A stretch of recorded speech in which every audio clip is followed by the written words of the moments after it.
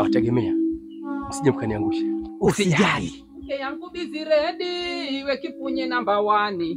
Tumke kura Kipunye wenye tusijajuta jimboni. Tusivomka Kipunye sisi tuchajuta duniani.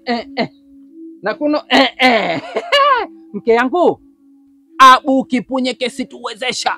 Kufahamu na lengo kuu haswa tumvitishe kunako uchaguzi mkuu. Ashinde ushindi ya kishindo kunako jimbo letu. Mume wangu, hiyo ni rushwa.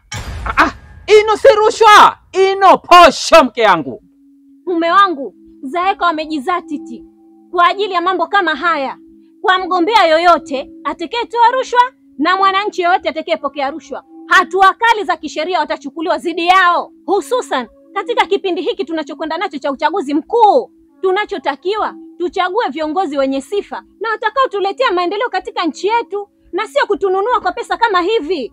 Mume wangu, Zaeka ofisi zao zipo katika kila mkoa wa Zanzibar, na hata hivyo wameweka namba za dharura kwa ajili ya kuripoti vitendo kama hivi kwa atakayepokea na atakayetoa rushwa. Unanielewa vizuri mume wangu? Na namba hizo ni 113.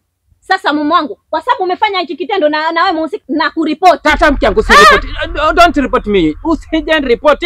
Usiripoti mie. Mkenda fuya mahahusika mke yangu. Hatari. Kweli. Yule ichawaka nkarushwa ili mambo yake yafanikiwe mke yangu. Auje? Ofwe. Kataa rushwa katika uchaguzi mkuu. Kataa rushwa katika uchaguzi kwa lengo la kuchagua viongozi wenye sifa za kuleta maendeleo nchini. Ujumbe huu umeletwa kwenu na Mamlaka ya Kuzuia Rushwa na Uhujumu Uchumi Zanzibar, Zaeka.